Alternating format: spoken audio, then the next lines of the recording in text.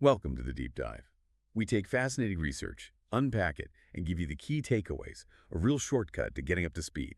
Today we're diving into something pretty mind-bending, patterns. But not just any old patterns. We're talking about these repeating self-similar ones, the kind you see in a fern leaf or maybe a spiral galaxy. We're talking about fractals. And maybe, just maybe, they're more than just cool math. Maybe they connect to reality, to our own minds. We've got a really interesting stack of sources today. We're going to connect fractal geometry to, well, some pretty unexpected places, like the lived experience of addiction and the actual structure of consciousness in the brain. And even, get this, a kind of cosmic view of reality. It's a wild mix: anthropology, neuroscience, quantum philosophy. Yeah, and our mission here really is to explore this idea. Can fractal self-similarity be a kind of unifying principle? Does it reveal, hidden connections across fields that seem totally separate? We'll be looking at what happens when these fractal patterns break down, or when they hold strong. What does that tell us about coherence or maybe incoherence at all these different levels, from the tiny scale to the absolutely massive? Exactly. Prepare to connect some dots you probably never thought connected. We'll pull out the key stuff, spanning from like how someone experiences time all the way out to the nature of the universe. This is your fast track to getting informed on a topic that's really cutting edge, really interdisciplinary. Ready to jump in? Okay, so let's unpack this first. Fractals. What exactly are they? The name was popularized back in the 70s by Benoit Mandelbrot, a mathematician. And he basically gave us words, a framework for shapes that regular geometry, circles, squares just couldn't describe. Right. Think smooth lines, perfect shapes. Nature isn't often like that, is it? Not at all. So the core idea of a fractal is self-similarity. Yeah.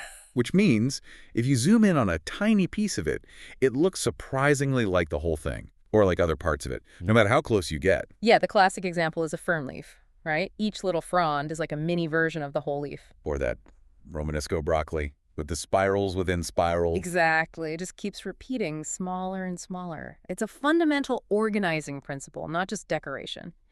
And Mandelbrot's insight was huge because before him, scientists really struggled. How do you mathematically describe a jagged coastline? Or the way a tree branches? Or a river system spreads out? Yeah, perfect circles don't help you much there. Not really. So fractals gave us this new language, a way to talk about complexity, about roughness, about fragmentation. We can actually start to quantify it. Like a coastline's fractal dimension tells you how jagged it is, how much it fills space as you zoom in. So it's not just abstract math. Oh, not at all. We see them everywhere. Clouds, blood vessels, lung structures, even heartbeats. A healthy heartbeat isn't perfectly regular. It has these subtle fractal variations. Interesting. So yeah, they're deeply embedded in the real world, describing its complexity. And here's the really interesting part for us today. This idea, fractals, it didn't just stay in math or physics. It started spreading, like really spreading, into medicine, computer graphics, sure, but also social sciences, neuroscience, even philosophy, theology. It resonated across disciplines. Absolutely. And that's the setup for our deep dive today, because it brings us to the three very different sources we're going to explore. Each uses this fractal idea in its own way. We're going to look through three pretty distinct windows here, different perspectives, but all looking at fractals. Think of it like, I don't know, different spotlights hitting the same concept, showing different facets. Precisely. And we picked sources from really different fields on purpose to see how versatile this fractal idea is. So first up, we've got an ethnographic study, anthropology, looking at addiction and how people experience time. Okay. Then we completely switch gears, neuroscience, a brain imaging study looking quantitatively at consciousness and brain networks. Right, from subjective to objective. Exactly. And finally, we get pretty theoretical. An article trying to bridge quantum physics and Jungian psychology, talking about, well, the fundamental nature of reality. And what's fascinating is how they each use the fractal concept, the anthropology paper. It's more of an analytical metaphor, a way to describe experience. Okay, a tool for understanding. Right. The neuroscience study, they're actually measuring fractal dimensions in brain scans. It's quantitative. Numbers. And the quantum Jungian piece, it uses self-similarity more implicitly, talking about this deeper cosmic wholeness. So the question is, are these just separate uses of a trendy term? Or do they point to something deeper, something truly unifying? All right, let's dive into that first window. This is where it gets really, really interesting, I think. We're starting with that ethnographic study.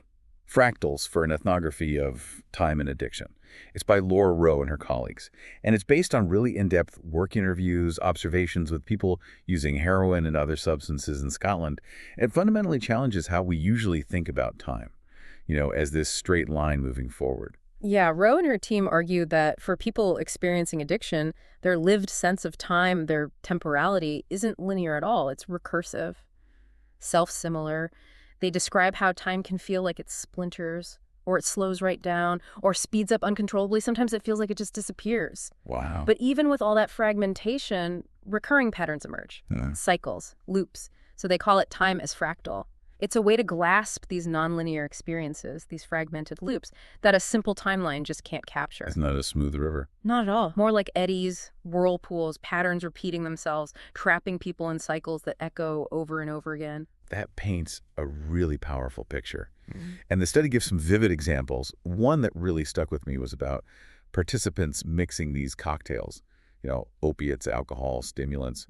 And this leads to these cycles, getting high, the crash, the search for more. And the key thing is, while the details change, different drug, different day, what are the feeling, the overall quality of that cycle, it keeps repeating. That sense of sameness. Exactly. A kind of self-similarity across days, months, even years. It's like being caught in this loop, this pattern, echoing itself. That's where the fractal idea comes in. It's like a record skipping, playing the same bit over and over. Now, it's really important to get the nuance here.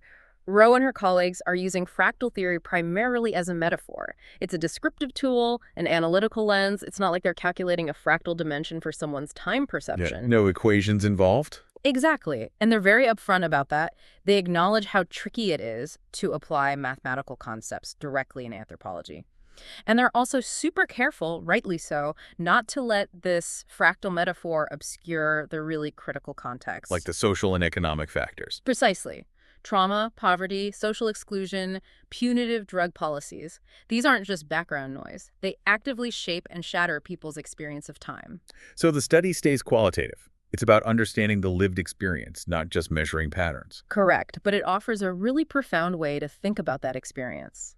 So it's using the idea of fractals, the repetition, the self-similarity across scales, the fragmentation, to better describe a really complex, non-linear human reality. It definitely makes you think differently about time itself. If time can be lived in this fractured, repeating way, well, what does that suggest about the underlying structures, maybe even in the brain, that support our sense of time? Which kind of leads us perfectly into our next source, moving from the subjective feeling to the objective brain. Okay, now we completely shift gears. We're moving from that rich subjective experience of time to the measurable physical structure of the brain. Andrea Lupi and colleagues published a study that gives us actual quantitative data linking fractal self-similarity to consciousness. Right, this is where we get into the numbers. It's a pretty fascinating study. So how do they do it? They use a technique called diffusion MRI. It's a type of MRI scan that maps how water molecules move along nerve fibers.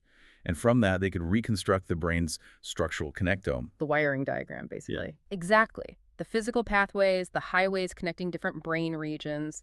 They looked at this connectome in patients with disorders of consciousness. Specifically, 11 patients in a minimally conscious state, or MCS. Meaning they show some inconsistent signs of awareness. And 10 patients with unresponsive wakefulness syndrome, UWS, who show no behavioral signs of awareness. They compared these groups to 20 healthy control subjects. Okay.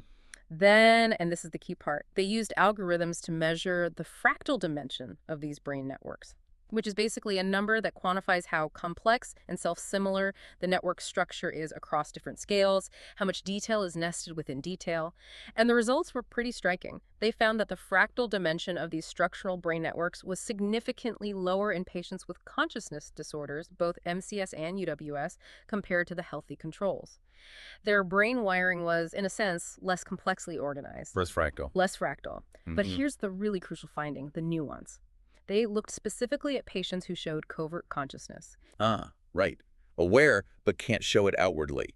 Detectable only with things like functional MRI tasks. Exactly. And those patients, they actually preserved a higher fractal dimension in their brain networks. Higher than the UWS patient. Significantly higher. Not quite as high as the healthy controls, but clearly different from those who were truly unresponsive. Wow, so there's a direct measurable link between this fractal architecture and the capacity for consciousness. So what's the bigger picture here? What does this tell us about consciousness itself? Well, it strongly suggests that this fractal organization is really important. It seems to help the brain achieve this tricky balance between integration and differentiation. Yeah, what do you mean by that? Integration is the brain's ability to bind information together from different areas into a single unified experience. Differentiation is its ability to have specialized regions doing specific jobs. Like having specialized workers, but also good communication between them. That's a great analogy. Fractal structure helps create what network scientists call small world networks. These networks are really efficient because they have lots of local clusters, like those specialized neighborhoods, but also short paths connecting distant regions, the superhighways. Best of both worlds. Exactly. Efficient for processing information. So when that fractality breaks down, when the fractal dimension decreases, it might represent a collapse of that complex organization. The brain becomes less able to maintain that balance, less integrated, less differentiated. And potentially less able to support conscious awareness. That seems to be the implication. The richness of the structure seems linked to the richness of experience. Yeah. Now, we should be scientifically rigorous here and mention the limitations, even though the finding is compelling. Of course. The sample size was relatively small, especially in the patient groups. Replicating this with more people would be important. Makes sense. Also, the exact fractal dimension value can depend a bit on methodological choices, like how you define brain regions, how you process the data.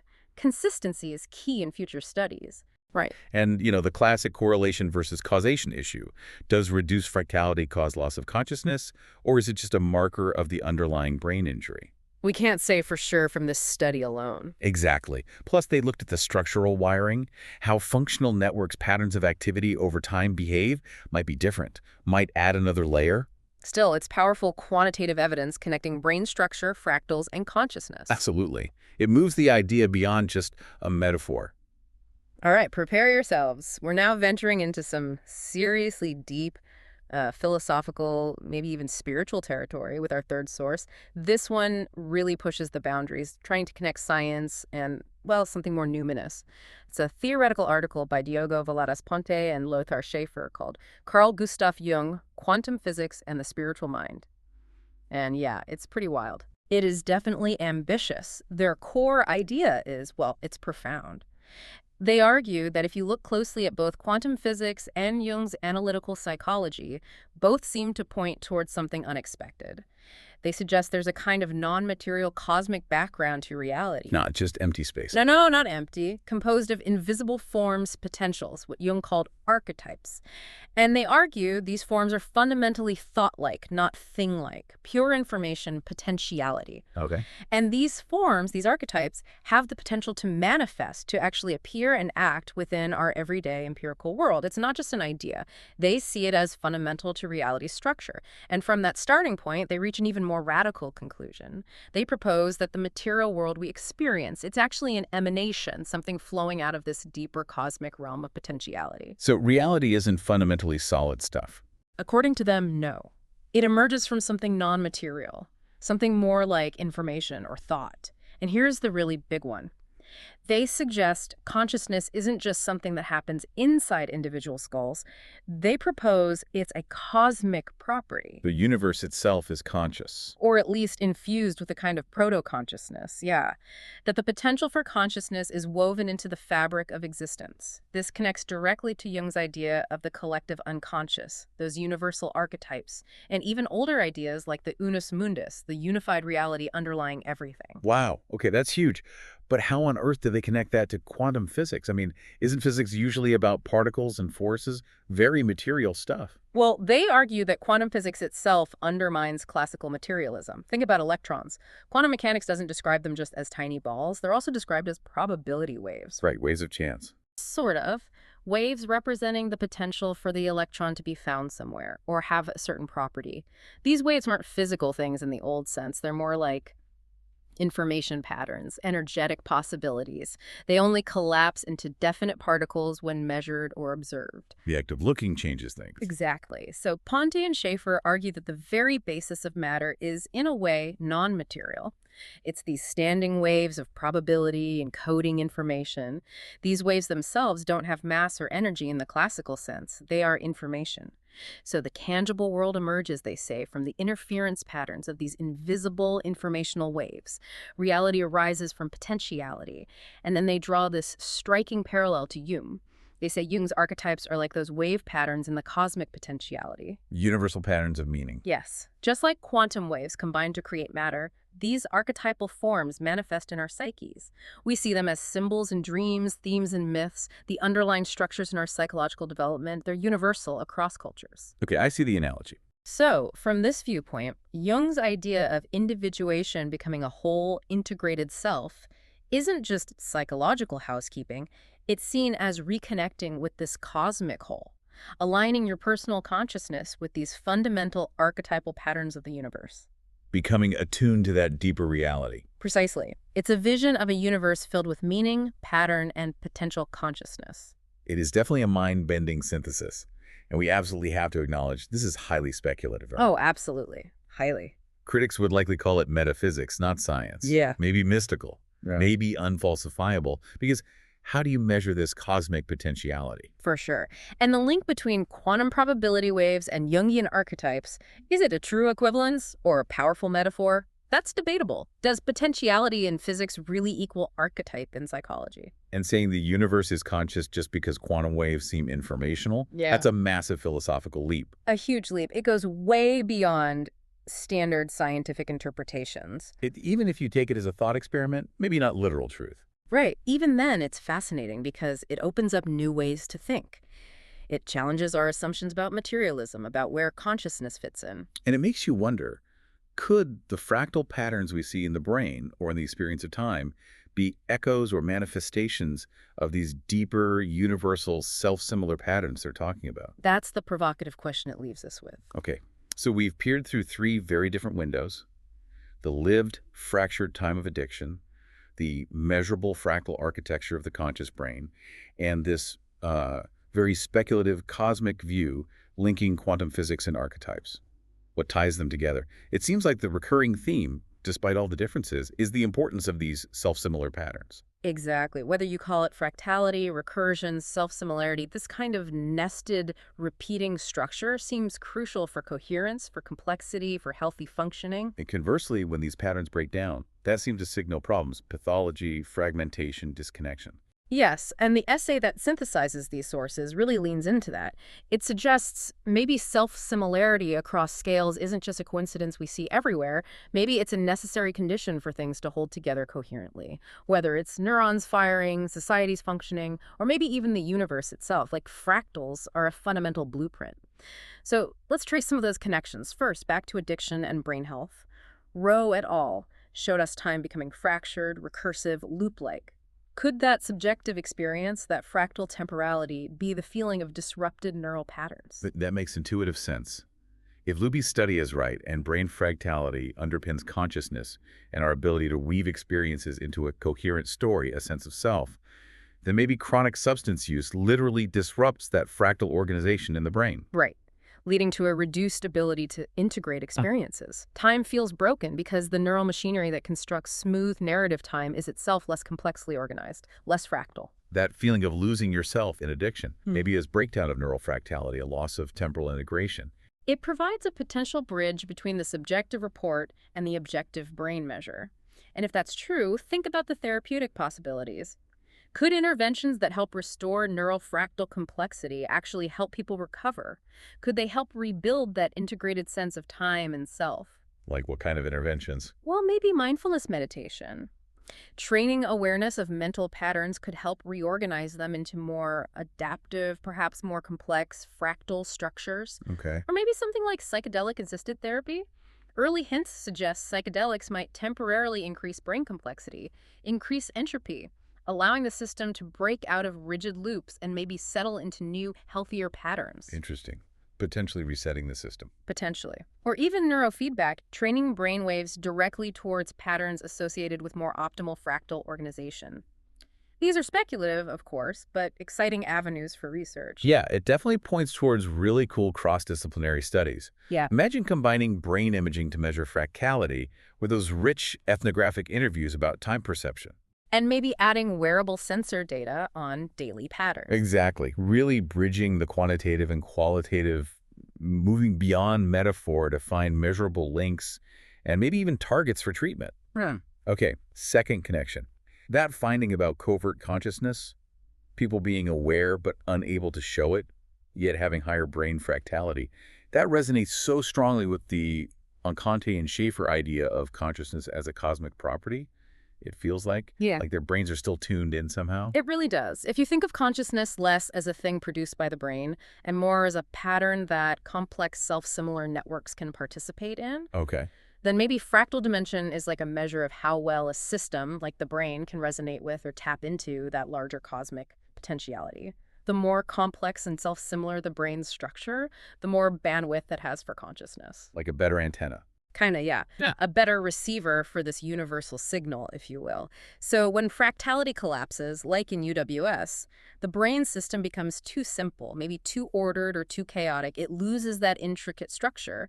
And in doing so, it loses its ability to connect with or manifest that wider field of consciousness. I think it's cut off. Effectively. And this fits well with other theories like integrated information theory or IIT. IIT suggests consciousness arises from a system's ability to integrate lots of information into a unified whole. And it proposes that systems capable of high integration often operate near criticality, that sweet spot between order and chaos. Which is where fractal organization often thrives. Exactly. Fractal structures seem ideally suited for this complex balance. So losing fractality means moving away from that critical point, reducing information integration, and thus consciousness diminishes. So under this view, our individual brains are like local hubs, local instances within a vast universal fractal field of consciousness. That's the mind-bending implication, yes. We participate in it to varying degrees depending on the complexity and coherence of our own neural organization. Wow. Okay. Yeah. Still processing that one. All right, third connection. Archetypes, myths, and these fractal narratives. Jung's archetypes, these universal patterns in stories, dreams, symbols, they inherently feel fractal, don't they? How so? They repeat across scales.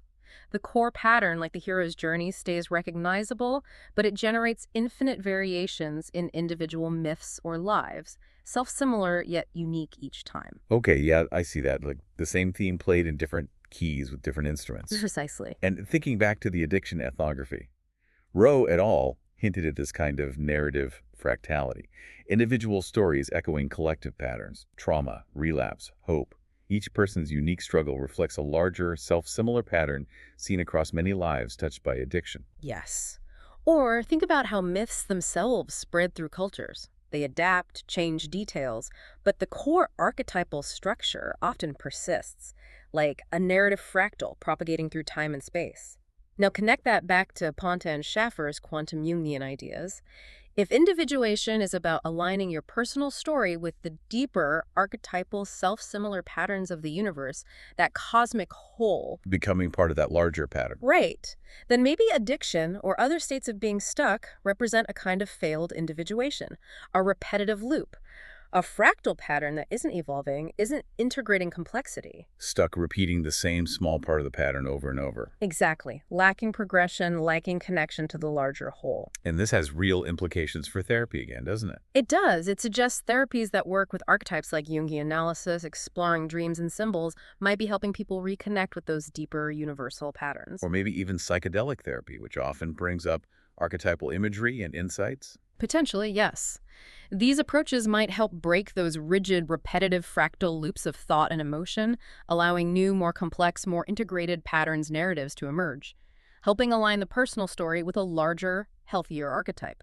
And finally, we need to touch on the ethical and socio-political dimension here.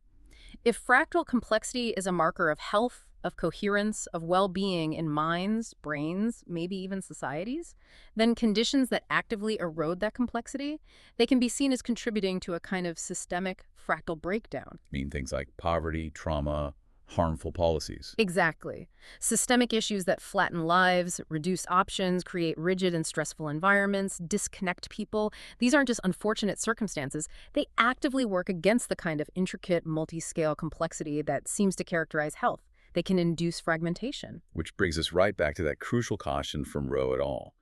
We can use these compelling fractal ideas, but we cannot let them depoliticize issues like addiction. Absolutely not. Addiction isn't just a broken pattern in one person's head. It's interwoven with policy failures, social inequalities, lack of opportunity. Yeah, policies that prioritize punishment over support or cut social safety nets. Those actions disrupt the complex fractal webs of community and individual resilience. They cause fragmentation. Right. And similarly, thinking about disorders of consciousness through a fractal lens forces us to ask ethical questions about healthcare. If covert consciousness is linked to preserved fractality, how do we ensure our systems identify and support these patients? Are we creating environments that foster complexity or ones that inadvertently simplify and diminish potential? And that cosmic perspective from Ponte and Schaefer adds another layer, almost a spiritual one. If connection to this larger potentiality manifests through fractal complexity, then maybe widespread alienation. The feeling of meaninglessness in modern society is a symptom of disconnection, a societal fractal breakdown.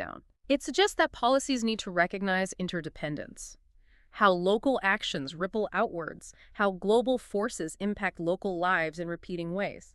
Ignoring this fractal nature, treating individuals or communities as isolated units, might just perpetuate fragmentation. Whereas policies promoting community connection, restorative justice, diverse economies might foster societal fractality. That's the implication, building resilience and coherence by respecting and nurturing complexity at all scales. Okay, this is a huge synthesis.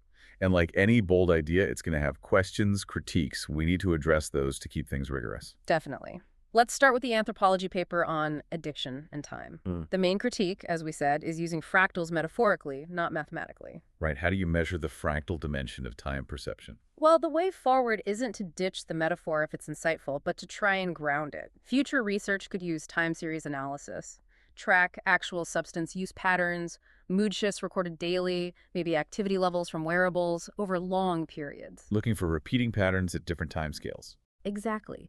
Then correlate those quantitative patterns with the rich qualitative data from interviews. That bridges the gap, makes the fractal idea more testable in that context. And the neuroscience study on consciousness. Compelling, but you mentioned limitations. Small sample size, methodological choices. Right, so the resolution there is pretty standard science replication. We need larger studies across different patient groups using standardized methods. And maybe combining different types of brain imaging. Ideally, yes. Combining structural MRI like they did with functional MRI or EEG to see how activity patterns relate to the structural fractality, and crucially, intervention studies. Can we design treatments aimed at increasing neural fractality and see if that actually improves consciousness levels? That would be huge, moving towards causality. Then there's the quantum Jungian article, the most speculative one. Yeah, the easiest target for critique. Blurring science and metaphysics may be unfalsifiable. True. So one approach is to treat it less as a finished scientific theory and more as a philosophical hypothesis, a framework that inspires research questions. Like, could we test if engaging with archetypal symbols or certain spiritual practices actually changes measurable brain fractality? Exactly. Or study correlations between subjective feelings of interconnectedness and neural complexity. It guides potential empirical work, even if the core premise isn't directly testable yet, or you just treat it as a powerful thought experiment, something that stretches our thinking, challenges assumptions, even if it stays in the realm of philosophy for now. And what about that general risk panfractality? If we start seeing fractals everywhere, does the term just become meaningless? That's a really important methodological caution. To avoid that, we can't just say, oh, look, a fractal. We have to specify the mechanism. How does being fractal actually do anything? Precisely. In the brain, how does self-similar structure enable efficient information processing? In time perception, how do nested cycles influence memory or narrative? In cosmology, if there are large-scale fractal structures, what role could they play in galaxy formation or the emergence of complexity? Focus on the function, not just the form. Exactly. Specifying the mechanism keeps the concept powerful and explanatory, not just descriptive. So wrapping this all up, where does this deep dive leave us? We've tried to show that fractal self-similarity is potentially much more than just neat math or pretty patterns in nature. It might be a deep, unifying principle, connecting our subjective experience of time, the physical structure of our brains, and maybe even the fundamental nature of the cosmos, a pattern that echoes across scales. Yeah, we've seen hints that when this fractal organization breaks down, it often correlates with states we see as pathological addiction, disorders of consciousness, Right. fragmentation. And conversely, preserving this complexity seems linked to coherence, awareness, integration, wholeness. And this whole synthesis, it really pushes us to think differently, doesn't it? To look for connections across disciplines we normally keep separate. It calls for new kinds of research studies that aren't afraid to measure fractal patterns in lived experience alongside brain activity. And it opens up some really exciting, if speculative, possibilities for interventions, these fractal enhancing therapies. Could things like mindfulness, music, maybe psychedelics, maybe even just spending time in nature, could they help by fostering healthier, more complex fractal patterns in our minds and brains? It's a fascinating question for future clinical work. And maybe the most profound implication comes from that cosmic perspective. It invites us to reconsider that old split between science and spirituality. It hints at an interconnected reality where the part reflects the whole, where our own consciousness might be a ripple in a much larger patterned ocean. Which leaves a really big question for you, our listener, to take away and think about. If reality, down to your own mind and experiences, has this fractal nature, this nested self-similarity, Hmm. how might that change how you perceive yourself, your life, your connection to everything else? Keep exploring, keep questioning, and keep diving deep with us.